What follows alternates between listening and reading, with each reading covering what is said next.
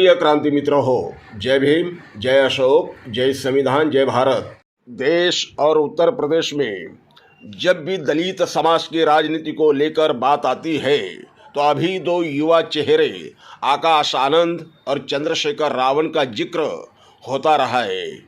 इन दोनों नेताओं की तुलना होती है। भविष्य में दलितों के हक के लिए लड़ने वाला नेता कौन? सोशल मीडिया और राजनीतिक हलकों में इन दोनों नेताओं की तुलना का विषय अक्सर चर्चा में रहता है।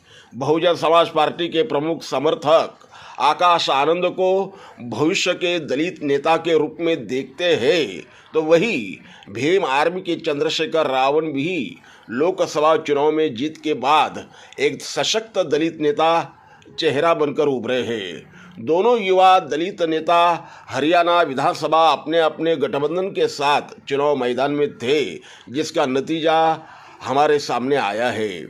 बता दें कि उत्तर प्रदेश में 2024 लोकसभा चुनाव के तीसरे चरण का मतदान चल रहा था और शाम होते होते एक बड़ी खबर आती है। यह खबर लोकसभा चुनाव में अपने आप को साबित करने में जुटी बहुजन समाज पार्टी से जुड़ी हुई होती है।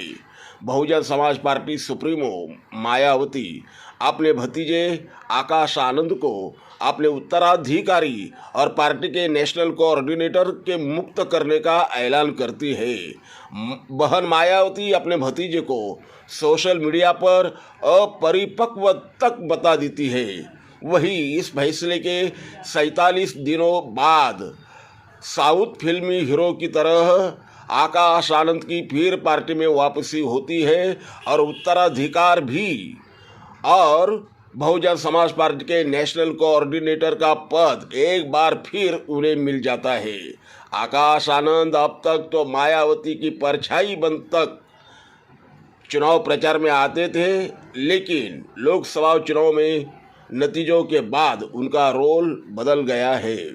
पार्टी में दमदार वापसी के बाद में आकाश आनंद को हरियाणा विधानसभा चुनाव के लिए बहुजन समाज पार्टी के स्टार प्रचारकों की सूची में शामिल किया जाता है, जिसमें मायावती के बाद सबसे ज़्यादा उनकी रैलियां होती है। अपनी रैलियों में उत्तर प्रदेश की तरह हरियाणा में भी आकाश आनंद कांग्रेस नेता राहुल गांधी और भारतीय जनता पार्टी के खिलाफ काफ़ी आक्रामक नजर आते हैं। हरियाणा के चुनावी नतीजों में आकाश आनंद के आक्रामक तेवर का कोई फायदा नहीं मिलता दिख रहा है और पार्टी केवल एक सीट जीतने में सफल होती दिखाई दे रही थी, लेकिन दुर्भाग्य से वो जगह भी हार गई। बता दें कि बहुजन समाज पार्टी और INLD के बीच हुए गठबंधन के तहत बहन मायावती को हरियाणा चुनाव में लड़ने के लिए 37 सीटें मिली थी। वही INLD अपने 53 सीटों पर उम्मीदवार उतारे थे। बहुजन समाज पार्टी जिस एक विधानसभा सीट अटेली पर आगे चल रही थी, अब वहाँ भी वो पिछड़ गई। यहाँ BSP उम्मीदवार अत्तरलाल बीजेपी की आरती सिंह राव से चुनाव हार गए। हरियाणा में अब तक बहुजन समाज पार्टी को मात्र 1.78% वोट मिले हैं।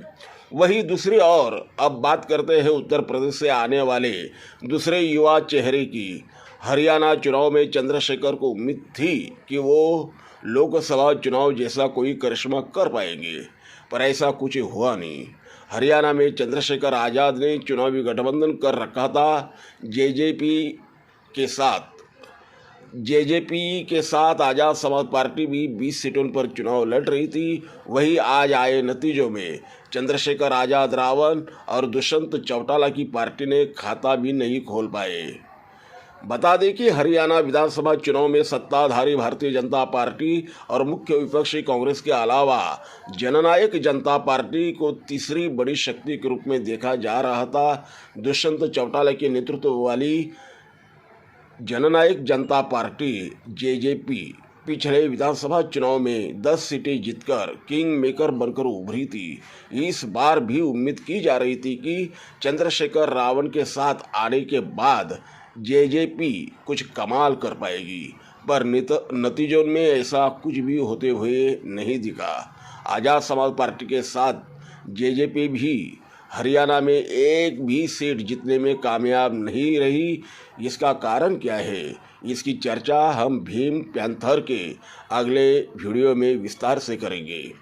इस बीच बहुजन समाज पार्टी प्रमुख बहन मायावती ने हरियाणा विधानसभा चुनाव में प्रतिकूल नतीजों के लिए राज्य के जाट समुदाय की जातिवादी मानसिकता को जिम्मेदार ठहराया। मायावती ने उन्हें अपनी मानसिकता बदलने की सलाह दी। या क्रांती मित्र हो, भीम पैंथर हे आपल्या हक्काच्या यूट्यूब चॅनलला कृपया सबस्क्राईब करून आम्हाला विषमतावादी शक्तींच्या विरोधात लढण्यासाठी बळ द्या, शक्ती द्या, ऊर्जा द्या। कमेंट करा, लाईक करा, शेअर करा।